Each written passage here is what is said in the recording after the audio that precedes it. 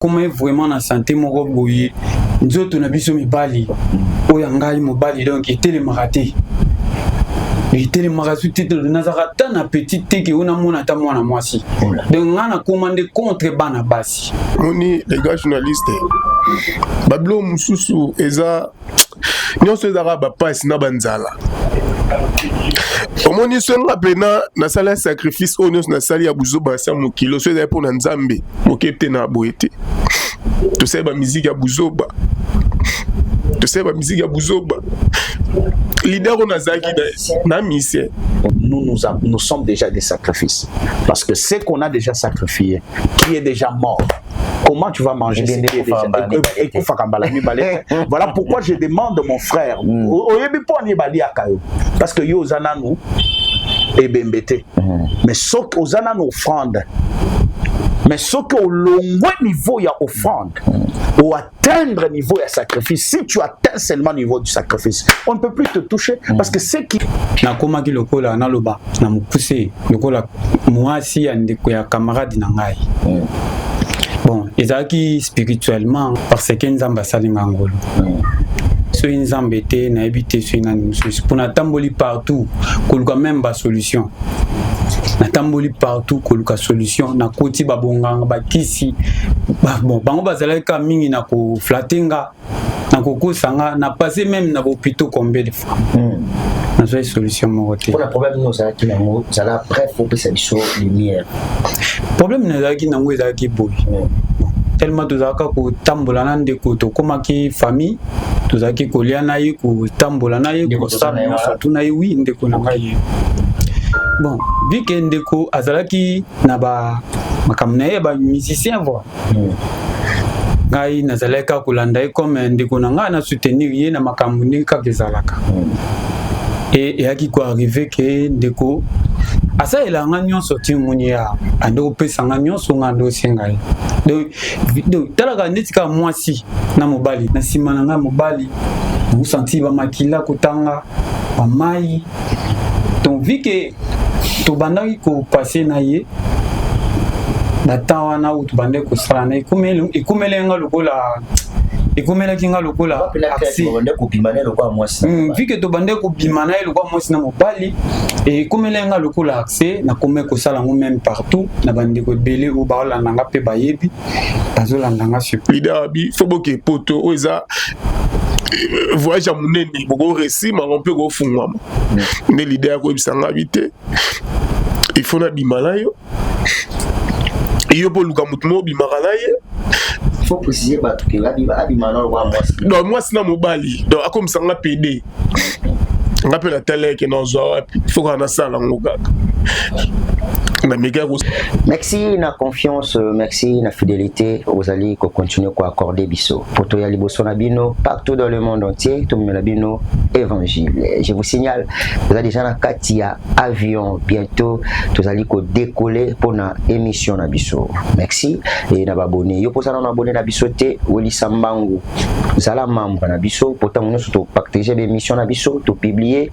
Yo posa la parmi batu oyo bazola na biso na monde entier. Sala ngi bande ko belé basalaka ekozala malamu mingi poto tambusa évangile numoyebi bible zoloba aller faire de toutes les nations mes disciples biso moyen na biso ko évangéliser eza na YouTube ngana benga ngo kilt donc prière mobimba to salaka pour bande ko na so libanda ya mboka na so baza partout aux 8 heures ko kende église té aux 8 heures ko mona ba témoignage ba miracle to nzamba zo sala na nzela ya basal na ye moment ya ngoyo zala tellement concentré ya kola na biso surtout ko bosana te ko s'abonner na wanande ko na émission na biso nyonso sans commentaire. Merci na mama Kati Mayombo na papa Babi Mayombo bango bazali ko kamba bongo ministère ya combat spirituel en Allemagne na Berlin nzamba pambola bino na ba conseil nous ko continuer ko fortifier ngai na musala oyo nzamba pesi to sala pona ye.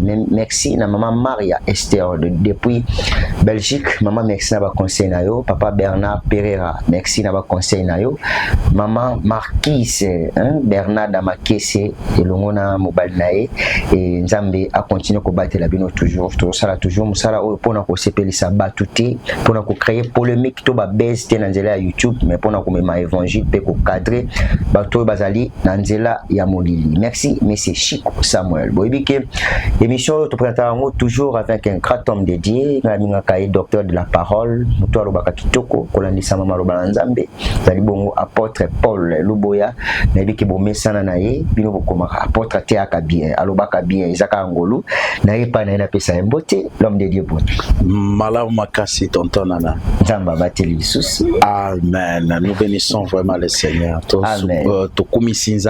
Vraiment. Nzamba zalokum. Amen. Vous comprenez, les psych na ça nous souvent na début que émission na biso tout ça la bilingue pour nous faire comprendre bande ko na biso Isaka ka communauté congolaise de mutulanda na biso tout ça la bande ko na so ba ivoirien tout la bande ko na biso ba français a otala boatika libaba. OK tout ya mo tout ça lingale mo to na français pour tout pesa pe baninga nzelo ba ibilo poto balanda pe na bokebi nyonso. L'homme de Dieu tout bande émission na son prière. D'accord, nous allons prier de partout où vous êtes en train de nous suivre. Prions. Seigneur, nous te disons merci, nous te rendons grâce parce que tu es Dieu, parce que tu es puissant, tu es glorieux. Seigneur, merci parce que tu as permis à ce que je me retrouve avec mon frère et ma sœur qui me suit à partir de sa télévision, son téléphone. Laisse que ta grâce, que ta puissance se revête dans sa vie. Papa, ne l'abandonne pas, permets à ce que cette émission soit un moyen, un canal par lequel, Seigneur, tu vas utiliser pour toucher, guérir, restaurer, pourquoi pas éclairer. Puissance à toi, Saint-Esprit de Dieu, honneur à toi, victoire à toi. C'est avec action de grâce que je viens ainsi prier et je dis Amen. Amen. Voilà, bandeko bosi occasion otala biso, na yebi ke mission na biso lelo vraiment e bandi et bobo sanate ko aimer mission ko partager partout. Na senga ka vraiment partager za lebele pour to tambusa évangile. Et pasteur François Mboyo olobaki apôtre Paul Teaka malamu tozana lelo et nzama zalo kumu papa José ozalaki consoler makasi tango te ko bungisa maman et papa José Jofalo Chimbalanga en Allemagne nzama peso toujours kimia to yebi ke za tango lekaki to continuer chemin mususu elongo na Nzambe. Voilà, l'homme de Dieu yali l'autre lobela sur le sacrifice. Batebele baibakate sacrifice ezali bomona ngai na sambela Nzambe na sala ba sacrifice na ngai na pesa na lala ba jeune banini ma comporter sacrifice na thème sous sacrifice ni koloba nini pesa ni sacrifice. Au fait, avant normalement d'arriver à ce point-là, nous prenons Romains chapitre 12. Amen. À partir ya banda konabino place bozali zoa ensemble nangai Romains chapitre 12. Romains 12, à partir du premier verset, écoute ce que la parole de Dieu dit. La Bible dit, je vous exhorte donc, frères, par la compassion de Dieu, à offrir vos corps comme un sacrifice vivant, saint, agréable à Dieu, ce qui sera de votre part un culte raisonnable. Là, c'est l'apôtre Paul qui est en train de parler. Amen. Qu'est-ce que l'apôtre Paul dit?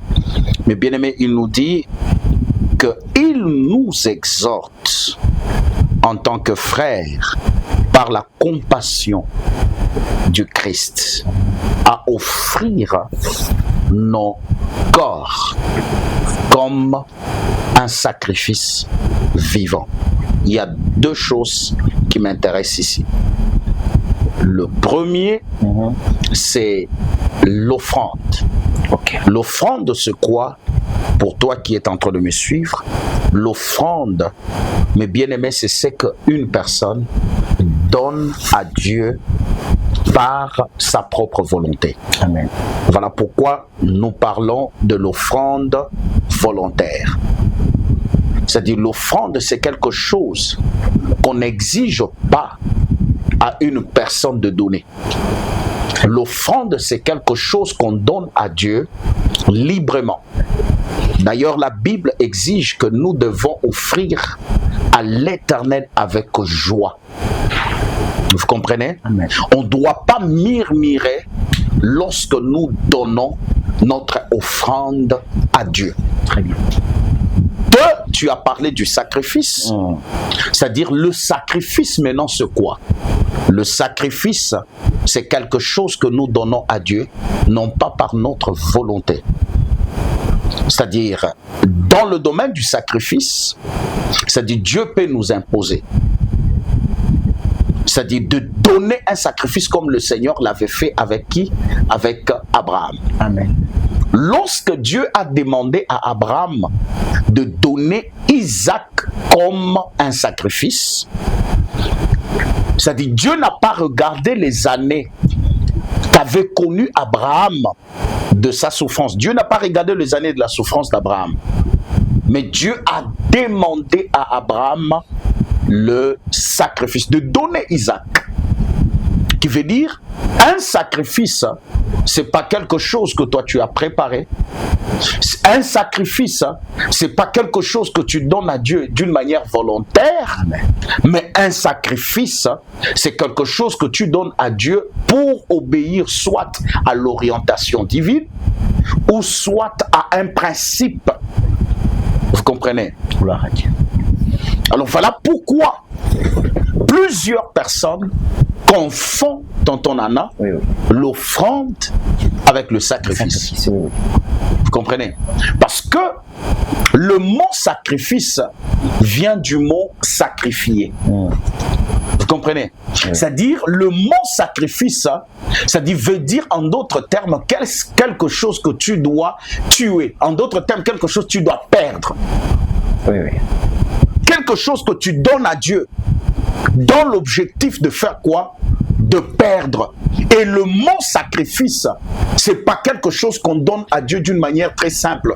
Le mot sacrifice, c'est quelque chose qu'on donne à Dieu, c'est-à-dire de valeur, quelque chose de valeur qu'une personne prend et la personne va et il le donne à Dieu. Amen. Souvent, lorsqu'on parle du sacrifice, nous faisons directement, tonton Nana, allusion à l'autel. Ok. Parce que qui dit sacrifice veut dire l'autel. Parce que on ne peut pas sacrifier là où il n'y a pas d'autel. Très bien. On ne peut pas tuer le sacrifice là où il n'y a pas d'autel. Voilà pourquoi ici dans ces chapitres de Romains 12, lorsque l'apôtre Paul est en train de parler du sacrifice, tonton Nana, en d'autres termes, l'apôtre Paul est en train de parler de l'autel. Parce que l'autel n'est pas seulement spirituel qu'un homme peut construire pour Dieu, mais nous devons savoir que à l'intérieur de toi, tonton Nana, il y a aussi l'autel. Le cœur de la personne, de l'homme, est aussi un autel. Très bien. De Dieu. Mais ici, Paul dit à offrir notre corps comme un sacrifice vivant. Qui veut dire, Paul veut tout simplement dire que lorsque tu te donnes à Dieu, lorsque tu prends la décision de marcher avec Dieu, automatiquement tu deviens un sacrifice. Parce que le sacrifice c'est quelque chose qui doit connaître la souffrance. Qui veut dire, dans la vie d'un chrétien, c'est-à-dire lorsque nous connaissons la souffrance, lorsque nous connaissons la persécution, lorsque nous connaissons la douleur, tout ce que nous connaissons comme douleur, tout ce que nous connaissons comme persécution, c'est-à-dire dans le plan spirituel est prise par Dieu comme étant un sacrifice. Amen. Qui veut dire, le sacrifice qu'un enfant de Dieu donne à Dieu n'est pas seulement symbolisé par le matériel, même ta propre vie est aussi un sacrifice qu'une personne donne dans ton âme à Dieu. Vous comprenez? Le temps où tu dors en famille, c'est-à-dire tu fais des jeûnes, de retraite, c'est-à-dire tu connais de combats, tu connais de problèmes sur la terre. Tu dois savoir que toutes ces choses-là que connaissent ta vie symbolisent le sacrifice. Voilà pourquoi il dit en tant qu'enfant de Dieu, en tant que frère, il ne parle pas, c'est-à-dire d'un frère dans la famille, mais il parle d'un frère en Christ. Amen. Qui veut dire, lorsque tu reçois Christ, tout ce que toi tu peux vivre en tant que chrétien, automatiquement devient un sacrifice. Mais le sacrifice là a des dimensions. La première dimension, c'est la dimension de l'offrande. C'est-à-dire la première dimension de l'offrande, c'est que le jour où tu as reçu Christ comme Seigneur et Sauveur, en d'autres termes, tu as donné ta vie à Christ comme étant, c'est-à-dire l'offrande. Et lorsque tu commences ta marche avec Christ, c'est dans la marche avec Christ que la mort commence. La mort des œuvres mortes commence. La mort de la nature du péché commence. Vous comprenez? Et pendant la marche, tu n'es plus seulement une offrande, mais pendant ta marche avec Dieu, tu deviens maintenant un sacrifice. Très bien. Qui veut dire, pour atteindre le niveau du sacrifice est un processus où la personne commence par l'offrande. Lorsqu'il accepte comme Christ et comme Seigneur et Sauveur, il se donne comme l'offrande, tonton Nana. Et lorsque la personne commence à marcher, c'est-à-dire c'est pendant la marche qu'on devient maintenant le sacrifice qu'il faut. Et c'est pour devenir le sacrifice. Voilà pourquoi ici, qu'est-ce que Paul dit? Il dit, il nous exhorte à offrir nos corps comme de sacrifices vivants. Vous comprenez? Oui. Ce qui sera de notre part un culte. Il dit, je vous exhorte donc, frères, par la compassion de Dieu, à offrir vos corps comme un sacrifice vivant. Ça, ce sacrifice doit être saint. Or, pour atteindre le niveau de la sainteté, c'est un processus, c'est un travail où la personne doit quitter de la nature du péché à la sainteté. Or, c'est-à-dire on n'atteint pas la nature de la sainteté lorsque nous recevons Christ comme Seigneur et Sauveur. Mais là, c'est-à-dire on atteint la nature ou bien le statut de la sainteté lorsqu'il y a un travail de la parole de Dieu dans la vie de la personne, c'est-à-dire qui quitte le niveau de l'offrande pour devenir maintenant le sacrifice. Très bien. Est-ce que vous comprenez, tonton Nana? Oui. Vous comprenez? Ici, je suis en train de parler, qui veut dire le sacrifice, c'est quelque chose de valeur. Quelque chose qui nous coûte. C'est quelque chose que tu perds. C'est quelque chose qui doit normalement mourir. Qui veut dire, l'homme, lorsque Dieu te regarde, tonton Nana, Dieu ne te voit pas seulement tonton Nana. Dieu ne te voit pas seulement l'offrande, mais Dieu te voit comme étant un sacrifice. Très bien. Vous comprenez? Parce que le sacrifice prend la place de tout ce qui est sacrifice. C'est-à-dire, c'est quelque chose qui accepte de prendre la place de l'autre. Voilà pourquoi Christ n'était pas seulement l'offrande, mais Jésus était un sacrifice qui devrait monter sur l'autel qu'on appelle la croix. Alors, Jésus a fait quoi? Jésus, il a pris notre place à la croix. Il a accepté de mourir pour les autres. Qui veut dire, pour que tu atteignes le niveau du sacrifice, il faut que tu comprennes qu'il y a l'étape de l'offrande et il y a maintenant l'étape où je dois accepter de mourir pour. Et c'est à ce moment-là qu'on devient un sacrifice. Amen. Vous comprenez? Oui, oui, oui. Très chers téléspectateurs, vous comprenez que même Naza emporter la parole, c'est pas facile. Il y a koyoka et tant qu'on pas trop bangana na mikoti et puis na développer belé. Mais bah tu l'as remis tout na mais comment ngapi na se sacrifier mais na zo fruit à sacrifice na ngati. Écoute, maintenant, est-ce que tu dois comprendre très bien, est-ce que tu as atteint le premier niveau du sacrifice? C'est lorsque le sacrifice devient saint. C'est le niveau de la sainteté. Où le sacrifice doit d'abord devenir premièrement saint. Parce que la Bible nous dit, je vous exhorte donc, frères, par la compassion de Dieu, à offrir vos corps comme un sacrifice vivant, saint. Qui veut dire, pour devenir agréable, on doit d'abord devenir saint. Très bien. Il faut que tu deviennes d'abord saine. On ne doit pas trouver le mal en toi. On ne doit pas trouver les imperfections en toi. Et lorsqu'on atteint le niveau de la sainteté, on devient agréable, non pas agréable aux hommes, mais agréable à Dieu qu'on doit donner des sacrifices. Très bien. Vous comprenez? Parce que c'est lui qui doit recevoir le sacrifice, là c'est Dieu. Alors Dieu ne reçoit pas un sacrifice qui n'est pas sain. Dieu reçoit le sacrifice qui est saint. Très bien. Vous comprenez? C'est-à-dire, pour que Dieu te trouve agréable, tu dois atteindre plutôt les niveaux de la sainteté. Le sacrifice doit devenir saint et agréable à Dieu. Et lorsque on devient agréable, et on devient automatiquement un culte. Et c'est ce qui sera de votre part un culte raisonnable. Or, quand on parle du culte, nous voyons l'adoration, nous voyons toutes ces choses. Qui veut dire, pour que tu sois adoré, pour que tu sois accepté, pour que tu libères le mystère de Dieu, tu dois d'abord commencer par la sainteté. Vous comprenez? Très bien. Tu dois commencer d'abord par là. Et là maintenant tu deviendras un culte. C'est là où je vous ai dit, le premier étape, tonton Nana, c'est l'étape d'abord de l'offrande. Le deuxième étape, c'est maintenant l'étape du sacrifice.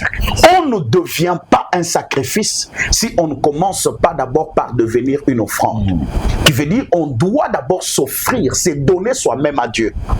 Est-ce que toi qui suis le Seigneur, ma soeur, toi qui suis le Seigneur, mon frère, est-ce que tu t'es déjà donné à Dieu? Est-ce que tu as déjà donné ta vie au Seigneur? Imagine. Est-ce que tu t'es déjà donné? Est-ce que n'est-ce pas, tu as un pied dedans, un pied dehors? Voilà, sacrifice sur salé qui n'est pas. Non, voilà pourquoi. On est comme sacrifice ya kaye. Oui, voilà pourquoi. Libonza ya kaye. Voilà pourquoi le sacrifice que toi tu donnes souvent à Dieu, Dieu ne l'agrée pas. Parce que le sacrifice n'est pas sain. Pour que le sacrifice soit sain, c'est-à-dire ça doit respecter ses procédures. Le sacrifice et l'offrande, et puis après l'étape de l'offrande, vient l'étape du sacrifice. Après l'étape du sacrifice, vient l'étape de la sainteté, saint, et après l'étape de la sainteté, vient l'étape d'être agréable à Dieu. Amen. Et quand on devient agréable à Dieu, automatiquement, c'est-à-dire, on n'est plus au niveau du n'importe quoi, on devient, mes bien-aimés, un culte. De toi, Dieu permettra que sa gloire soit présentée, sa gloire soit libérée, Amen. Sa gloire soit manifestée.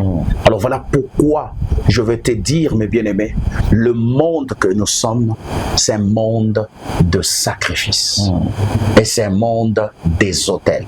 Si tu ne maîtrises pas le loi des autels et le loi des sacrifices, en d'autres termes, tu seras un chrétien, un enfant de Dieu, mais sans impact. Très bien. Et sans influence. On ne mange pas un homme d'autel. Vous comprenez? Si facilement comme ça. Jamais. Ouais. Le banou ici, si on n'était pas fort spirituellement, on allait déjà nous manger, c'est-à-dire depuis longtemps. Parce qu'on est passé de foi entre le mât de certaines personnes qui n'étaient pas bien. Amen. Mais c'est parce que nous sommes déjà des sacrifices. Parce que ce qu'on a déjà sacrifié, qui est déjà mort, comment tu vas manger ce qui est déjà... Voilà pourquoi je demande mon frère, parce que yo ozana nous et bembete, mais ce qu'on a nos offrandes, mais ce qu'au long niveau il y a offrande, ou atteindre niveau il sacrifice, si tu atteins seulement niveau du sacrifice, on ne peut plus te toucher, parce que ce qui est sacrifié à Dieu, mais bien aimé, ça appartient à Dieu. Et lorsqu'on vient te toucher, on ne te touche plus, on va toucher Dieu. C'est comme par exemple lorsque Dieu parle à Abraham, il dit donne-moi Isaac. Et alors si toi tu pars toucher Isaac, tu auras des problèmes avec qui?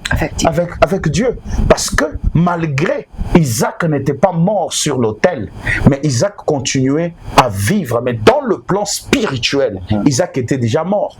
Très bien. Isaac n'était plus vivant. Qui veut dire, les Isaac d'avant l'autel et le Isaac d'après l'autel. C'est deux Isaacs différents. Très bien. Le premier Isaac, c'était une autre personne. Le deuxième Isaac devient un esprit. Une personne qui est passée par l'autel, par le feu du brisement. Cette personne-là devient une autre personne. Il devient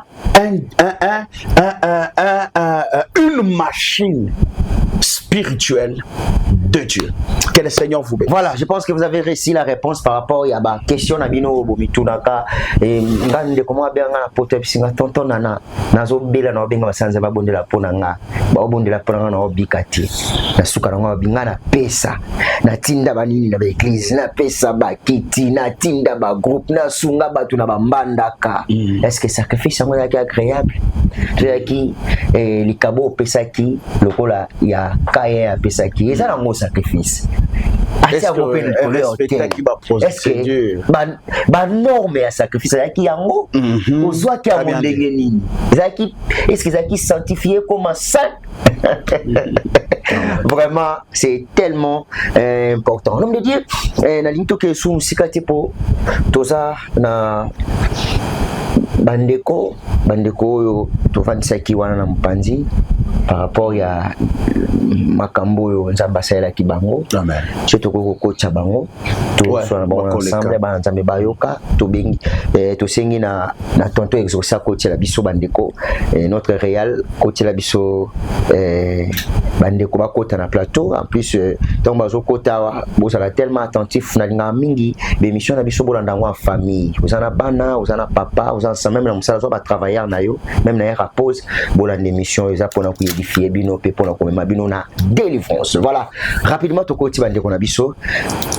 Merci l'ingénieur et Zosendongo Kotelina Bandeko Tosengaki et na plateau. Je pense bien que témoignage est comment très important et fortifié à Kamutu oyo azana likambo moko mo ke likambo mutu azana ngo peut-être yangai eza peut-être yangai eza ya muke mais oya biki eza ya makasi mingi koleka oyo yo biki. Rapidement nazana bandeko na plateau na kolinga na pesa bango micro e kabola biso ensemble na ngai na bino et na wanda biso na monde entier bayeba eloko nini memi bandeko na plateau na biso lelo eloko nini o bango babiki e komi lokola témoignage na ya bango e na sepeto banande kwaza na pembe bi tokozonga epa ndeko kuna ndeko sindika kaboye to sala ngo biso na soto ndeko sama ndeko azolanda yo partout na monde entier eloko nini ememi yo lelo awa na plateau na biso bikamo ni yo biki yebisa. Ya liboso na banana kopesa mbote na bandeko nyonso to bazolanda biso po eza facilité komona nga awa na émission na bino. OK. Nalandaki papa ndenge ya bavie ya makambo ekomelaki ngai des fois ndenge nazalaki kotambola na mi na ngai ndenge nazalaki na camarade na nga vraiment tolingana mingi tokoli même ensemble na ye. OK. Totangi beti toke voilà to sali pena presque ba vie ebele na ye to sali pena makambo ebele na ye et arrivé jour moko na ekolanda bon vie ya makambo ekomelanga nini ya makambo ekomelenga zala clair ba Nicolas bon comprendre l'émotion na ye peut-être makambo les a vraiment passé les bande ko ba yoka ba bénéficier l'émotion makambo ekomelenga en tout cas eza moi passe mingi na bande ko nyonso ba landa ngai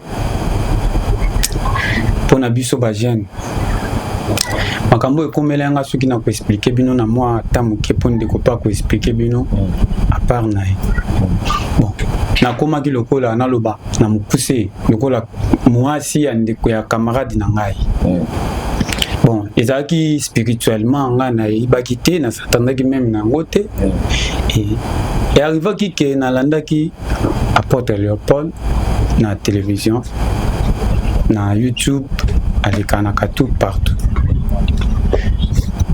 de nalandaki apôtre Paul na émission na ye apasa na ba YouTube na télévision même na talaki yango bon en tout cas vis-à-vis makambo ezaki na nga kati ya motema na nga nakoka vraiment kobomba te nalobaki na luka papa na yebisa makambo ezolekela nga papa makambo ya vie na nga. OK. Nakutanaki na papa En tout cas, ils avaient vraiment passé. Ils avaient passé pour nous de continuer. Bon, on a même la santé où il y a moi où on a récupéré parce que nous ambassades en Angola.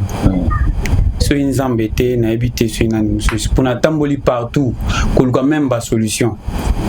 Na tamboli partout ko luka solution na koti babonganga bakisi bon bango bazala ka mingi na ko flatenga na ko kusanga na passé même na hôpital combien de fois na so solution mo côté pour le problème nous ça qui nango ça la bref faut que ça soit lumière problème na ki nango za ki boy tellement tozaka ko tambola na ndeko to koma ki famille tozaki ko liana yi ko tambola na yi ko sana tout na yi wi ndeko na ngai.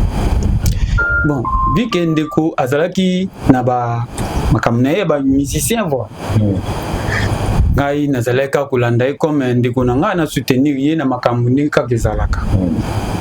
Et yaki ko arriver que ndeko asa elanga nyonso ti munya ando pesa nga nyonso nga ndo singai. Donc talaka netika mwasi na mobali nayi. Oh, oui. Netika mwasi na mobali nayi. Par là, na kata pardon, na ko kangote et ça l'en émotion. Na mukuse tisi obiki. Na kome ko bimisa. Bah et puis na sima na vraiment na ko quand même pas. Et ça l'en a passé. Na tamboli partout. Na tamboli partout. En tout cas, na joki solution té. Na joki solution té. Mais Nzambe a sali grâce na mosali na ye apôtre na éviter papa na zongisa nini na nzambo asali ngolo kwa asali tu vas ndeko comprendre comment malamu qui par rapport ni ucholo bawa ndeko obeza ndeko nombe ko mena lokwa mwasi na moba. Oui, ndeko nanga pena camarade intime na ngai tukuma lokwa pena bandeko famille to botami mais et arrivé batamo boy na ndo comprendre que ndo comprendre ta comme ko bimananga lokola mwasi na ye ndenge mwasi bima na mobali na ye ndi bato bayebi do ya comme ko bimananga bongo na ndenge sikoyo ba biso mibali voilà. Oh là là.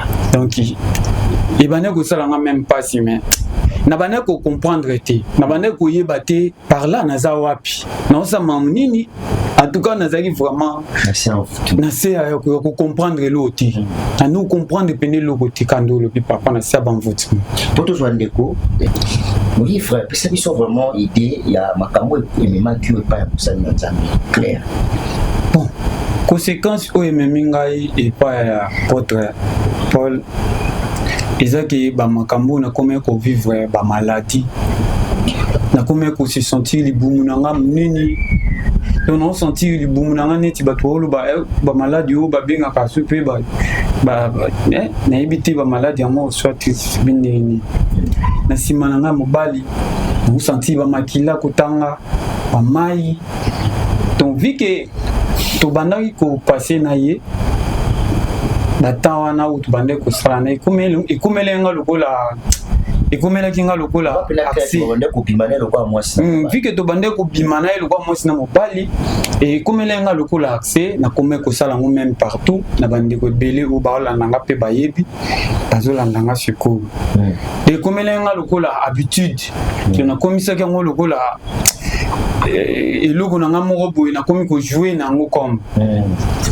donc comme ndumba mobali merci papa vraiment et ça là qui nga bien té et le jour là na ko koya jour moko boye et yaki ko petanga pena effet makasi et na talaki na télévision na mona be fini ni bande ko sala ndingo baki ko vimba et puis be fini pour battu sukuma comprendre voir même comment na même na santé ou na zanango isa pour moi mieux que par rapport ni na salaki de bonangai.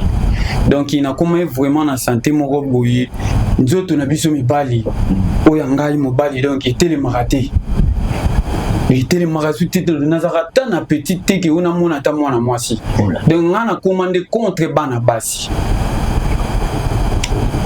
puis que et comme langa lokola accès na bato misusu na comme ko sala yango na comment comment on commis déjà des net vie na privé nde na mona ki vraiment ndenge buka kinga ikoisa kinga wana en tout cas et ça la kinga bien té par là nde na ki ko mona apôtre nde apôtre arientaki ngai alandelaki ngai nde sikoyo en tout cas bomoni nga na mwa santé oyo yango na vraiment naye vraiment kokumisa nzambe ya apôtre mai wana ndenge obie bande kobimona nsima et puis ozali sur la makasi ya kimobali te bamakambo ebele bainfection esili to ezocontinue toujours en tout cas par rapport ndenge ezalaki na sikoyo en tout cas changement makasi po natamboli partout papa na ngai natamboli partout soki naye kotémoigner apôtre na nzambe apôtre Léopold na TV en tout cas eza facilité parce que nazwi oyo nakoki kozwa epa na ye oyo ewutaki na nzambe vraiment tozwa yo mingi te tomoni oza vraiment na se ya émotion et puis eyosala bongo tozwa lo ndeko apesa sopena baprécision sunga ne frère na ona micro ndeko toyoki ndeko no akuti koyebisa biso awa yo komobima na ye lokola mwasi na mobali na nsima epi ntango komobima na ye esprit moko ekoti akomi kobima mpe na bana mibali misusu na nsima abebaki na nsima na ye bebi moki mobali esalaka te libumu evimbi aye kozwa délivrance na nzela ya porte nini ememaki yo mpe likanisi eutaki wapi ya kobima na ndeko moni les gars journalistes babilo mosusu eza nyonso ezaka bapasi na banzala omoni songa pena nasala ya sacrifice oyo nyonso nasali ya buzoba asa mokilo so ezali mpona nzambe moke te na boye te tosali bamiziki ya buzoba lider oyo nazalaki na misien na misien na orchestre mo mpe ya monene na mboka oyo mais nakotanga nkombo te mpo eza tv lider tozalaki na ye azalaki même po pio ata 100 fois boye fabima na ye babilo ekouta poto eye boye ata baketche eza babasket fabimaka na yo natala ye pesko eza cope na nga nasala damusa oyo nazwa esu wapi ni soutien ni sponsor yango tozalaki daya kosala yango ekombatisa na moment moko boye lider abi fo boke poto oyo eza voyage ya monene boko resi mango mpe kofungwama nde lider ya koyebisa nga bi te il faut nabima na yo iyo mpo luka motu mo obimaka na ye faut préciser bato ke abima na lokwa mwasi donc mwasi na mobali donc akomisa nga pd nga mpe natala eke nazwa wapi faut kaka nasala yango kaka namekaki kosala yango ekoma toute fois tokomosala yango nga mpe ondekola tozalaka na ye moko boye namondaki artiste nde ezalaka nanaki rep boye arepasse nga bilamba mwa keti nde ezalaka kaka nakoma ye mpe obima na ye so nazwi mwa 1000 mwa 100 ye pa kozwa mwa 10%.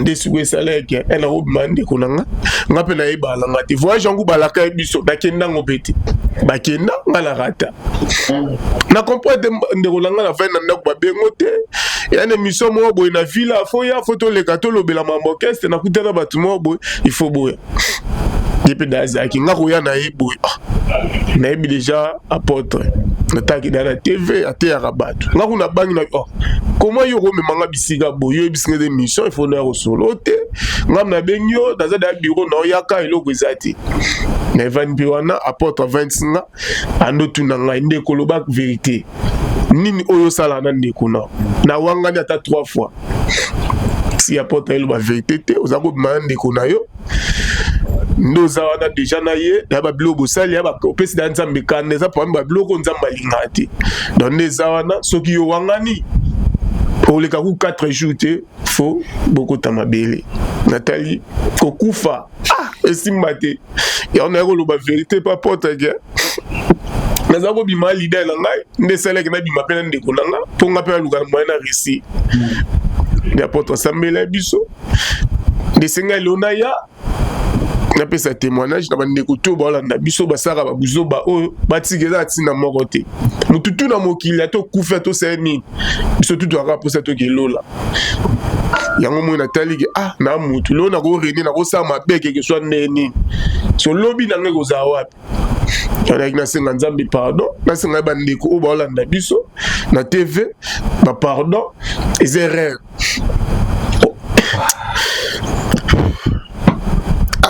nzambe nayebi na lobani balimbisa ngai na mabe oso nasalaki pe à partir lelo ngatiki musique so musique na beta loba embela nzambe donc simba esulte nga ko beta su musique na ipona mokilité et simba esulte donc bato balanda balimbisa nzambe pe na mokili ya likolo alanda biso alimbisa nga eza rêve nayebaki te ezaka mbongo kaka kwa vie ka oyo kanga etesini ngai yana ekotatula monene na nzambe mais so ete nakufi donc nzambe mpana nayebi te napesa ye nini nazangeli na opesa ye.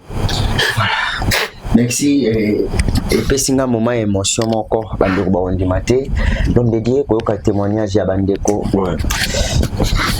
même ngai naza choqué makambo ekomeli bango na vie lelo tomoni lo ndeko vie ebebaki salama ndeni bayepa na yo. En fait